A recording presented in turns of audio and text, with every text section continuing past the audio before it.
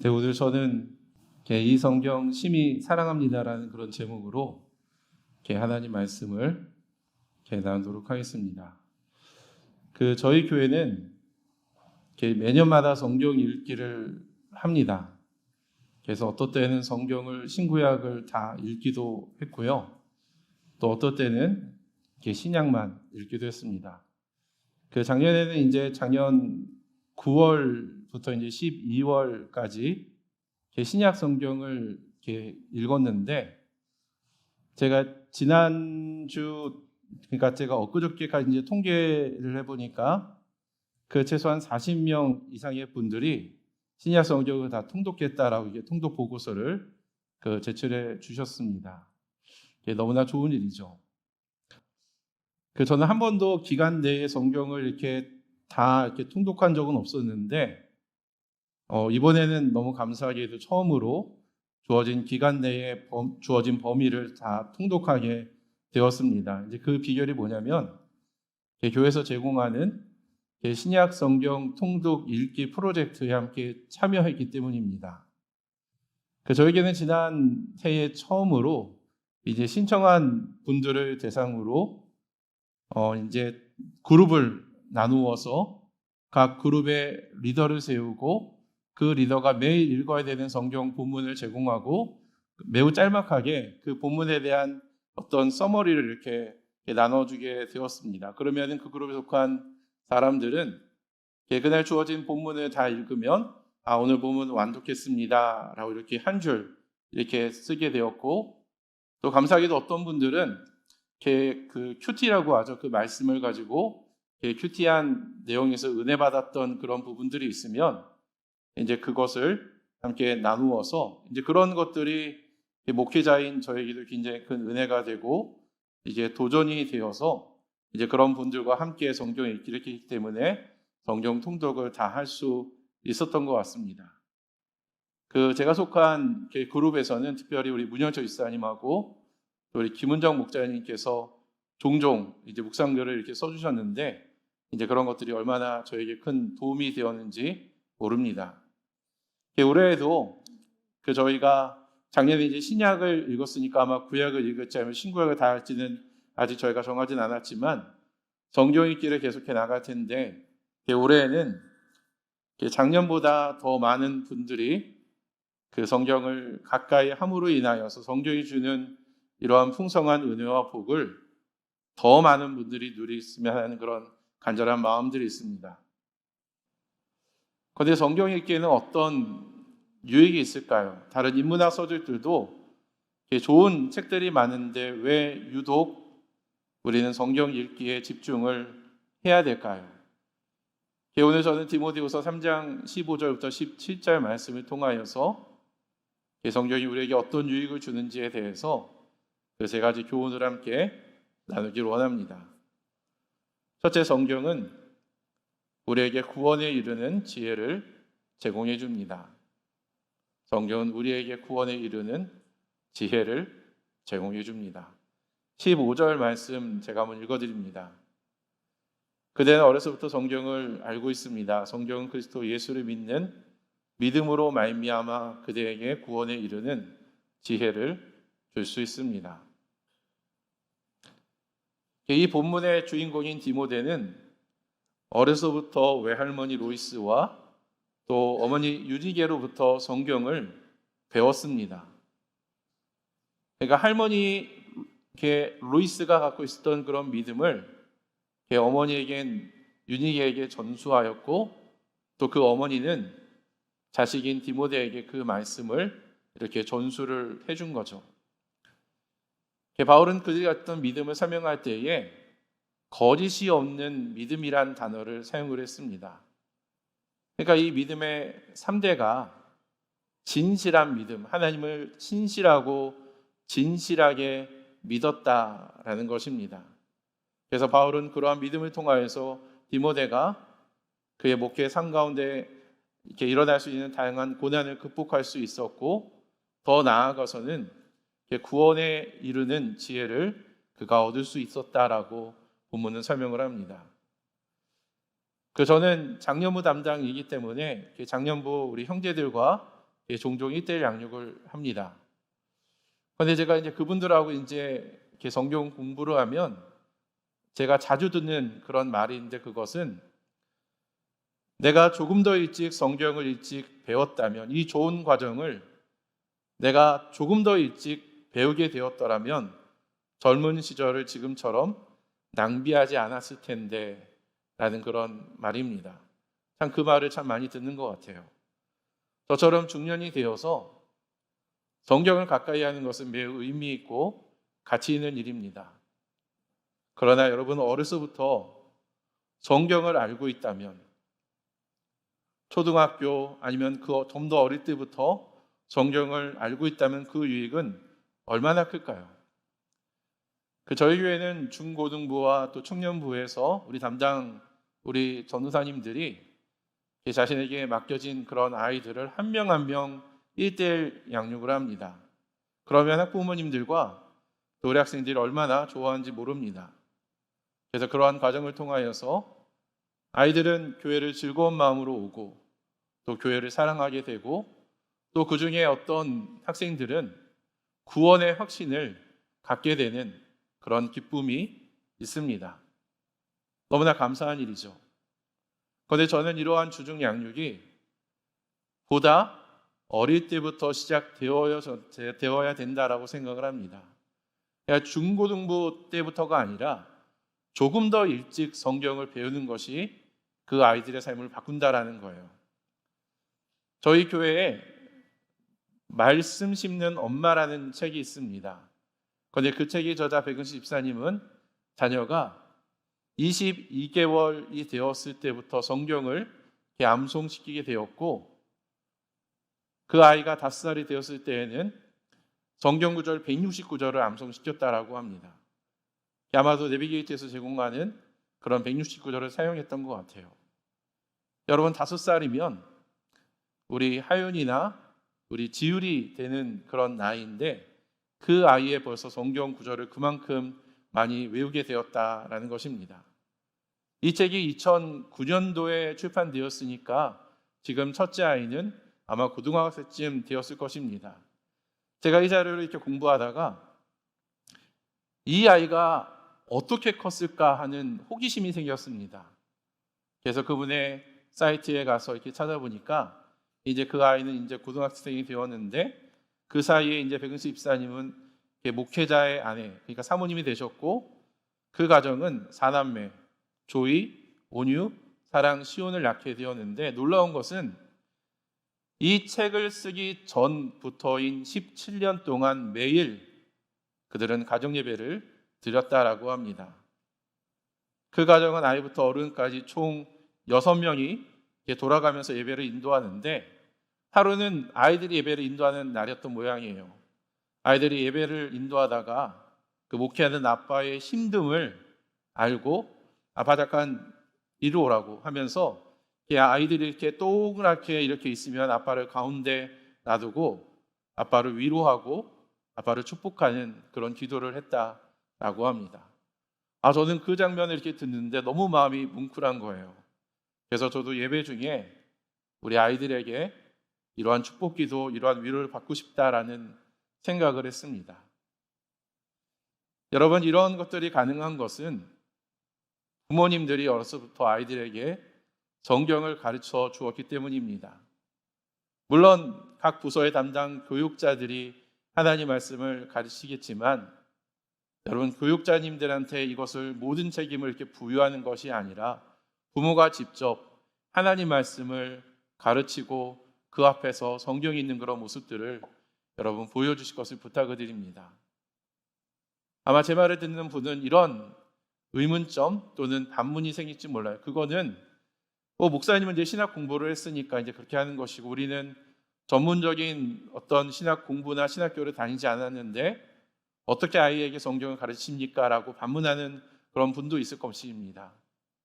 또 어떤 분은 내 자녀는, 목사님이 우리 자녀를 잘 몰라서 그러는데 내 자녀는 결코 변하지 않을 것이다 라는 굳은 믿음을 갖고 있는 부모님도 아마 있을 것입니다. 그런데 여러분, 15절 말씀 한번 자세히 다시 한번 보기 바랍니다. 이 15절에서 디모데를 변화시킨 원동력은 무엇입니까? 성경은 로이스와 유니게가 디모데에게 구원에 이르는 지혜를 준다라고 말을 하지 않습니다.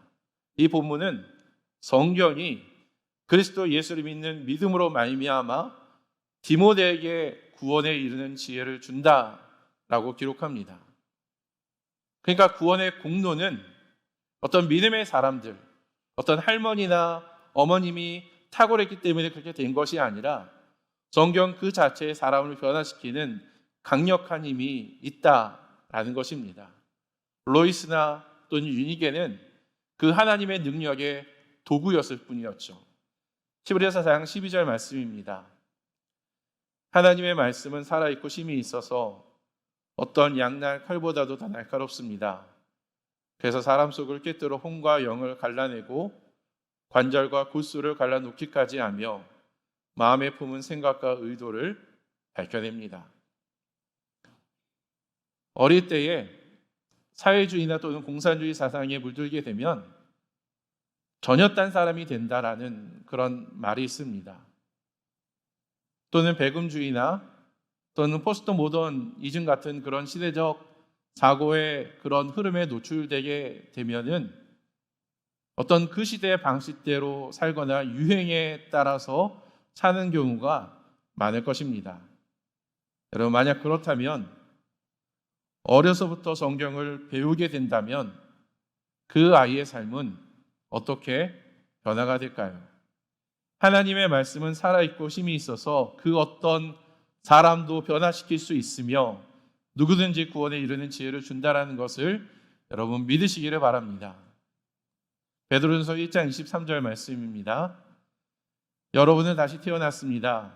그것은 썩을 씨로 된 것이 그렇게 된 것이 아니라 썩지 않을 씨 곧 살아계시고 영원하신 하나님의 말씀으로 그렇게 되었습니다. 저 같은 경우는 요한복음 3장 16절 말씀, 하나님이 이 세상을 이처럼 사랑하사 독생자를 주셨으니 이는 누구든지 저를 믿는 자마다 멸망치 않고 영생을 얻게 하려 함이라 라는 말씀과 마태복음 6장 33절 말씀, 너희는 먼저 그의 나라와 그의 의를 구하라 그리하면 이 모든 것을 너에게 더하시리라 라는 말씀이 저의 영원한 운명을 바꾸어 놓았고 또한 저의 미래를 지금까지 인도해 오게 되었습니다. 여러분은 어떠하십니까?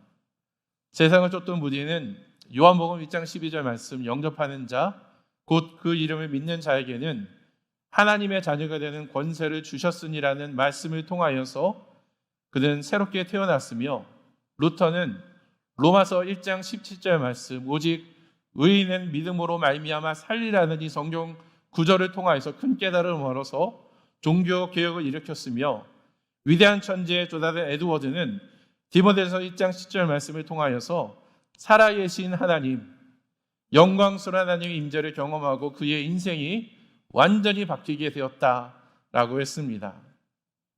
그리고 개그맨 이성미 씨는 자기가 아이들에게 시킨 유일한 과외는 성경 과외라며 아이들을 위하여서 성경 66권을 자신이 직접 녹음하는 일을 끝마쳤다라고 간증을 했습니다. 왜 그렇게 했을까요? 그것은 하나님의 말씀에 여러분 능력이 있기 때문입니다. 그래서 2024년 이 새해에 하나님의 말씀을 여러분 가까이 하시기 바랍니다. 그 말씀이 우리들 삶 가운데 다가오는 다양한 모양의 고난을 극복하게 하며 우리로 하여금, 우리들의 자녀들로 하여금 구원에 이르는 지혜를 제공해 주게 될 것입니다.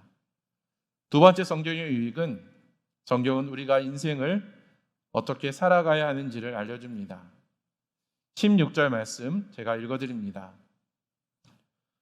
모든 성경은 하나님의 영감으로 된 것으로서 교훈과 책망과 바르게 함과 의로 교육하기에 유익합니다. 바른 성경의 유익함에 대해서 네 가지 측면을 이야기를 했는데, 여기서 교훈과 책망은 교리적인 측면을 이야기를 하고, 바르게 함과 의로 교육하는 것은 실천적인 요소를 이야기를 합니다. 즉 성경은 우리에게 바른 교훈을 제시하고 우리가 그 교훈에서 벗어났을 때 하나님 말씀을 통하여서 우리를 책망합니다. 이것은 잘못된 거야. 너는 길을 돌이켜야 돼. 라고 우리에게 책망한다라는 거죠. 그리고 그 사람이 바른 길로 돌아올 수 있도록 교정하고 다시 올바른 길로 돌아올 수 있도록 우리를 의로 인도합니다. 그래서 내비게이터라는 선교단체의 창시자인 도스 트론트맨은 이것을 이런 그림으로 설명을 했습니다. 우리가 인생의 길을 걸어갈 때 필요한 교훈을 우리가 갖게 되죠. 그래서 우리가 성경을 통하여서 하나님이 어떤 분이고 그 하나님이 우리에게 원하시는 그 말씀이 무엇인지를 우리가 교훈을 얻게 된다는 겁니다. 그런데 우리는 너무나 어리석어서 우리가 하나님의 말씀에 순종하여서 그 길대로 가면 되는데 그 길대로 가면 형통하게 되는데 우리는 자꾸만 자신의 느낌과 자신의 감정과 자신의 계획에 따라서 하나님이 원치 않은 다른 길로 가게 된다는 거예요. 그러면 그때 하나님은 다시 하나님의 말씀으로 우리를 책망케 하고 그리고 바르게 함으로 그리고 의로 교육하는 길로 우리를 선하게 인도하게 된다라는 것입니다. 그래서 고든 맥도날드라는 목사님은 자신의 책을 통해서 이것을 궤도를 수정하는 것이다라고 표현을 했습니다. 마치 우주선이 이제 한국으로 돌아오는 길을 올 때에 궤도에 따라 오게 되는 것처럼 하나님의 말씀이 우리의 인생의 궤도를 바꾸게 된다라는 겁니다. 우리가 지금까지는 이 길을 걸어왔지만 오늘 당장이라도 하나님 말씀이 내 마음속에 들어오게 되면 그 하나님의 말씀으로 인해서 나의 삶의 방향, 인생의 궤도가 바뀌게 된다라는 것입니다. 저는 오늘 이 말씀을 준비하면서 오늘 선포되는 다양한 하나님의 말씀을 통하여서 성령님의 역사심을 인하여서 여러분의 인생의 기도가 바뀌게 되는 그런 위대한 일들이 일어나기를 여러분 주님의 이름으로 축복합니다. 하나님의 말씀의 권위를 인정하고 하나님의 말씀을 여러분 존중하십시오. 위대한 전도자인 빌리 그레함은 이런 말을 했습니다. 우리에게 일어나는 인생의 90%는 하나님의 말씀인 성경을 읽지 않는 데서 생긴다. 여러분 삶에 어려움이 있습니까? 삶에 어떤 문제가 있습니까? 만약에 그렇다면 그것은 여러분이 하나님의 말씀을 전혀 읽지 않거나 또는 하나님의 말씀을 들었지만 그 말씀대로 살지 아니하고 그 말씀에 불순종이기 때문에 일어나는 여러 가지 가능성이 있다라는 그런 이야기입니다. 저희 교회는 그 예비 신혼부부, 그러니까 결혼을 하기 직전인 우리 커플들을 대상으로 결혼 예비학교라는 그런 과정을 진행을 합니다. 그 과정에 보면 왜 결혼해야 되는지, 결혼에 대한 하나님의 뜻이 무엇인지에 대해서 저희가 알려주게 됩니다. 뿐만 아니라 부부관계 속에서 남자는 어떤 역할을 하고 또 여자는 어떤 역할을 하는 것이 성경적으로 바람직한지, 그리고 또는 부부 관계나 또는 고부 갈등에서 일어날 수 있는 다양한 그런 사례들을 이야기하면서 그러한 어떤 위기를 어떻게 극복하는지, 또 부부 가운데 어떻게 성관계를 하고 또 재정 관리는 어떻게 해야 되는지에 대해서 이야기를 합니다. 그러니까 사실상 결혼 생활의 모든 것들을 이 과정을 통하여서 다루게 된다라는 것이죠.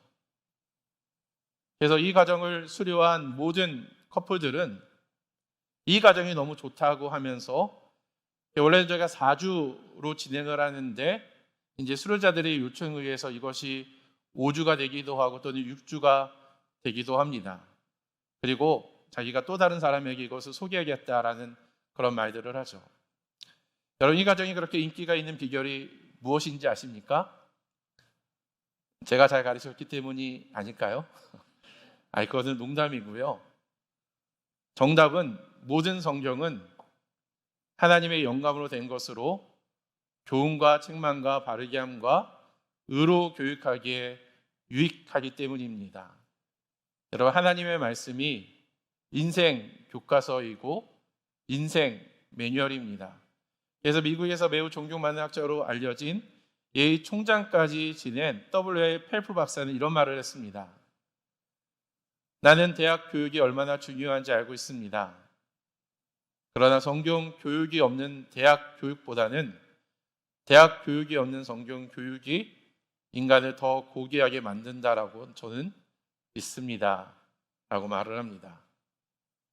대학 교육의 중요성을 누구보다 더 잘 알고 있는 그가 대학 교육보다 성경 교육이 더 중요하다고 역설한 사실은 우리에게 신선한 충격을 안겨줍니다. 여러분, 그러나 우리의 현실은 어떠합니까? 과연 성경 교육을 대학 교육보다, 대학에 들어가는 것보다 더 가치 있다라고 믿고 그렇게 행동을 우리는 하고 있습니까? 성경의 가르침을 내 삶의 유일한 기준이고 내 삶의 최종적인 권위로 인식하며 그 말씀에 순종하기를 여러분 원하십니까? 그렇게 살기 원한다면 우리는 삶에 대한 질문을 하나님께 하고 그 질문에 대한 대답을 성경 속에서 우리는 찾아야 될 것입니다. 그래서 여러분, 목장 모임을 할 때 우리가 식사를 하고 커피를 마시고 이 삶을 나눌 때에 그것으로 그치는 것이 아니라 반드시 하나님의 말씀으로, 그날 선포된 하나님의 말씀으로 교제할 것을 저는 강력하게 권면해 드립니다. 물론 우리가 만나서 우리의 삶에 고달프고 어렵고 즐거운 이야기를 나누는 것도 굉장히 유익합니다. 그러나 우리의 심령의 내면의 문제를 고칠 수 있는 힘은 여러분, 우리의 나눔이 아니라 하나님의 말씀에 있다라는 것을 여러분 기억하십시오. 하나님의 말씀으로 교제할 때 우리의 상한 마음이 치료되고 또한 낙심한 마음이 힘을 얻게 될 것입니다. 저는 그것을 여러 번 경험을 했습니다. 그리고 양육반이나 또는 생활족반 또는 일대한 과정을 수료한 분들이 이 자리에 많이 있을 줄 압니다. 여러분, 어떤 교육과정을 수료한 것으로 만족하는 것이 아니라 삶의 문제나 또는 어려움이 찾아왔을 때 아까 그 그림에서 보여준 것처럼 우리가 다시 한번 성경으로 돌아가서 자신의 문제를 하나님의 말씀 앞에 놓고 직면하고 하나님의 말씀으로 교정하고 하나님의 말씀으로 올바른 삶을 살 수 있도록 우리는 지속적으로 우리는 훈련해 나가야 될 것입니다. 저도 그렇게 계속해서 하나님의 말씀으로 여러분 훈련해 갈 것이고 그건 여러분에게도 동일하게 적용이 될 것입니다. 이러한 과정은 우리가 주님을 만나는 그 순간까지 계속되어야 될 줄 믿습니다. 그리고 세 번째 성경의 유익은 성경은 하나님의 사람을 온전하게 하고 선한 일을 하도록 돕습니다. 성경은 하나님의 사람을 온전하게 하고 온갖 선한 일을 할 수 있도록 돕습니다. 17절 말씀 제가 한번 읽어드립니다. 성경은 하나님의 사람을 유능하게 하고 그에게 온갖 선한 일을 할 수 있게 하는 것입니다. 지금 이것은 세 번역으로 읽은 건데요. 세 번역은 성경이 하나님의 사람을 유능하게 한다라고 표현했습니다. 물론 이 번역도 굉장히 좋은 번역이지만 이 부분에 대해서 저는 개역개정 번역이 더 좋다고 생각되는데 개역개정이 이것을 어떻게 번역하면 성경은 하나님의 사람을 온전케 한다. 하나님의 사람을 퍼펙트하게 한다라고 합니다. 그래서 여러분, 온전하다라는 말은 우리가 예수 그리스도를 닮는다라는 그런 뜻입니다. 곧 하나님의 말씀이 내 안에 들어올 때 그 말씀으로 인해서 내 삶 가운데 성령의 아홉 가지 열매가 맺혀나가면서 우리가 예수 그리스도를 닮는 그런 자로 우리가 닮아가게 된다라는 것입니다. 그리고 온전한 사람이 된 우리는 온갖 선한 일을 하게 됩니다. 제가 지금 이런 표로 여러분 하나 보여드렸는데요. 이 순서가 매우 중요합니다. 우리는 지금까지 어떻게 배워왔냐면 우리가 뭔가를 함으로 우리가 뭔가를 배우고 어떤 과정을 수료하고 어떤 스펙을 쌓고 어떤 기술을 쌓아야지 그 후에 우리는 훌륭한 사람이 된다, 우리는 어떤 온전한 사람이 된다라고 우리는 그렇게 배워왔습니다. 그런데 여러분, 성경은 우리가 지금까지 살아왔던 방식과는 정반대의 패러다임을 우리에게 소개하는데 우리가 하나님의 말씀으로 온전한 사람이 먼저 된 후에 하나님은 비로소 그러한 사람을 통하여서 하나님이 계획하시는 위대한 일들을 해나가신다라는 것입니다. 여러분, 우리가 잘 알고 있는 하나님의 사람들 여러분 생각해 보시기 바랍니다. 요셉은 무려 13년 동안이나 여러 훈련 과정을 통하여서 단련된 후에 애굽의 총리가 되었습니다. 그리고 애굽의 총리가 된 후에 비로소 야곱의 12아들을 구원하는 그런 역할을 하게 되는 것이죠. 여러분, 모세는 어떠합니까? 모세는 40년 동안이나 광야에서 훈련을 받고 그 후에 비로소 바로 앞에 나아가서 이스라엘 백성들을 구원하고 40년 동안 그 백성들을 광야길을 인도하는 리더의 역할들을 감당하게 됩니다. 신약 성경에서 가장 왕성 활동했던 바울은 어떠합니까? 그가 굉장히 훌륭한 사람이었지만 정작 그가 하나님의 일을 하게 된 것은 다마스쿠스에서 예수님을 만나고 온전한 사람이 된 후에 비로소 예수를 핍박하던 자가 이제는 예수의 복음을 전하는 하나님의 사람으로 된 것입니다. 여러분, 순서를 꼭 기억해 주십시오. 여러분의 삶에 어떤 문제나 어떤 방향이나 어떤 일을 계획함에 있어서 내가 어떤 일들을 한 다음에 내가 비로소 그 다음에 내가 어떤 하나님의 일을 하겠다라는 것이 아니라 하나님의 말씀으로 우리가 훈련을 받는다면 하나님은 그런 사람을 통하여서 하나님이 계획하시는 위대한 일들을 이루어 가신다라는 것입니다. 하나님은 우리가 어떤 일을 하느냐보다 어떤 사람이 되느냐에 더 관심이 많습니다. 여전히 우리는 얼마나 많은 성취를 하느냐, 얼마나 많은 돈을 버느냐, 얼마나 많은 학업의 어떤 스펙을 갖느냐에 우리는 치중하겠지만 주님은 여전히 우리가 얼마나 주님을 닮는가에 관심이 많습니다. 그런데 하나님의 말씀이 우리를 온전한 사람으로 만들고 그 후에 우리를 통하여서 온갖 선한 일을 하게 하신다라는 것입니다. 오늘 우리는 성경이 우리에게 주는 유익에 대해 살펴보았습니다. 첫째, 성경은 우리에게 구원에 이르는 지혜를 제공해 줍니다. 그리고 성경은 우리가 남은 우리의 인생을 우리가 어떻게 살아가야 되는지에 대한 통찰과 지혜를 주고, 또한 하나님의 말씀은 우리가 그토록 원하는 온전한 사람을 이루게 하고 그런 우리를 통하여 삶의 뜻을 이루게 할 것입니다. 그런데 여러분, 만약 우리가 이 위대한 이 하나님의 말씀을 멀리하거나 소홀하게 된다면 어떻게 될까요? 하나님께서 아모스 선지자를 통해서 이렇게 말씀하셨습니다. 아모스 8장 12절 말씀입니다. 그날이 온다. 나 주 하나님이 하는 말이다. 내가 이 땅에 기근을 보내겠다. 사람들이 배고파하겠지만 그것은 밥이 없어서 겪는 배고픔이 아니다. 사람들이 목말라 하겠지만 그것은 물이 없어서 겪는 목마름이 아니다. 주의 말씀을 듣지 못하여서 사람들이 굶주리고 목말라 할 것이다. 만약 우리의 삶 가운데 지금 여러분의 갈증과 여러분의 삶에 문제가 있다면, 삶에 기근이 있다면, 그것은 우리가 배고프기 때문에, 우리가 돈이 없기 때문에, 우리가 넓은 아파트가 없기 때문에 있는 그런 기근이 아니라 하나님의 말씀이 우리의 삶 가운데 없기 때문에 일어나는 갈증이다라는 것입니다. 여러분, 특별히 디모데후서 3장의 배경이 말세를 배경으로 한다는 것을 우리는 기억해야 될 것입니다. 말세가 되면 인간의 타락상은 점점 더 심하게 될 것이고, 여러분, 지금의 사람들이 얼마나 악합니까? 그런데 가면 갈수록 더욱더 우리의 삶은 선해지는 것이 아니라 더욱더 악해지게 된다는 거예요. 인간의 도덕적 중추가 통제력을 잃게 될 것입니다. 악을 행하고서도 그게 악인지, 그게 왜 잘못됐는지에 대해서 우리가 그것을 깨닫지 못하고 분별하지 못하게 된다는 거예요. 오늘날 뉴스를 통해 들려지는 소식들을 접하게 되면 개탄을 감추기가 참 어렵습니다.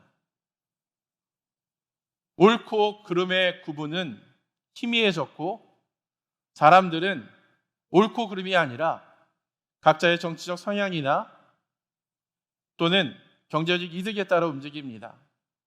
나이가 많은 어른들이 인생의 경험을 통하여서 우리의 자녀들, 우리의 다음 세대들에게 어떤 교훈을 말해주려고 하면 그것을 꼰대라고 얘기하면서 어른들의 말은 듣지 않습니다.